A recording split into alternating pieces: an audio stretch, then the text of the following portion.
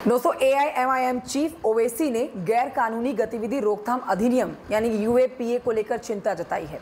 उन्होंने कहा है ये एक बेरहम कानून है। इस कानून के तहत ना जाने कितने मुसलमानों, आदिवासियों और दलितों की जिंदगी तबाह हो गई। एआईएमआईएम चीफ ने कहा है, मुझे उम्मीद थी कि प्रधानमंत्री नरेंद्र मोदी लोकसभा चुनाव के नतीजों से कुछ सीखेंगे, लेकिन उन्होंने उनकी उम्मीदों पर पानी फेर दिया। एक बार फिर से सरकार के खिलाफ, बीजेपी के खिलाफ, मोदी के खिलाफ मुखर होकर बोल रहे हैं ओवैसी। पूरी खबर विस्तार से जानिए दोस्तों, जरूरी जानकारी अब तक पहुंचा रही हूं मैं। ओवैसी ने सोशल मीडिया प्लेटफॉर्म एक्स पर कहा है, यूएपीए का कानून आज फिर से चर्चा में है। ये एक बेरहम कानून है जिसकी वजह से ना जाने कितने हजार मुसलमान, दलित और आदिवासी नौजवानों को जेल में बंद करके उनकी जिंदगियां बर्बाद कर दी गई। ये कानून एक 85 वर्षीय स्टेन स्वामी की मौत का भी कारण बना है। इस कानून को कांग्रेस सरकार ने 2008 और 2012 में सख्त बनाया था।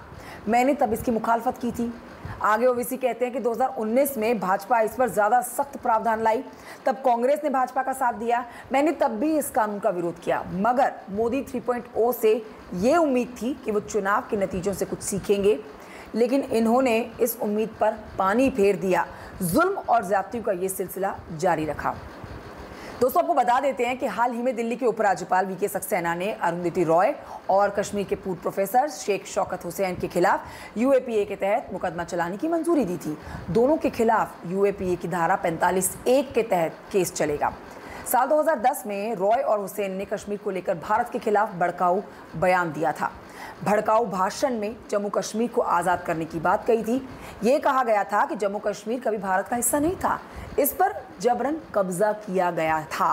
आगे अब जानिए कि ओवैसी और क्या कुछ कह रहे हैं सरकार के खिलाफ। उन्होंने सोशल मीडिया प्लेटफॉर्म एक्स पर पोस्ट में लिखा है कि जो काम पहले भीड़ करती थी वो काम सरकार कर रही है। मध्य प्रदेश सरकार ने कुछ मुसलमानों पर इल्ज़ाम लगाया कि उनके फ्रिज में बीफ था और 11 घरों पर बुलडोजर चला दिया। चुनाव के नतीजों से पहले और बाद भी घर मुसलमानों के ही तोड़े जाते हैं, कत्ल मुसलमानों के ही होते हैं। जिन्हें झोली भर भर के मुसलमानों का वोट मिलता है, वो चुप क्यों हैं? ये सवाल सरकार से पूछ रहे हैं ओवैसी।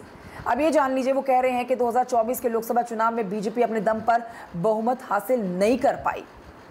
एनडीए ने बहुमत का आंकड़ा पार किया है। बीजेपी को 240 सीटें मिली हैं, जबकि एनडीए ने 293 सीटों पर जीत हासिल की है।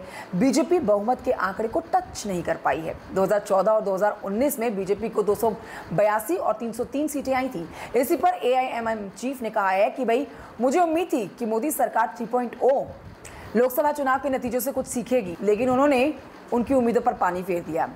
और अब सरकार जब तीसरी बार बन चुकी है, मोदी तीसरी बार देश के प्रधानमंत्री नरेंद्र मोदी बन चुके हैं, अब एक बार फिर से मुखर होके Owaisi, PM Modi, BJP, NDA in सब के खिलाफ बोल रहे हैं। जानकारी कैसी लगी आपको कमेंट करके बताएं। चैनल को सब्सक्राइब करें। आपके साथ मैं हूं Kanchan Dogra Negi. Thank you so much for watching. जय हिंद।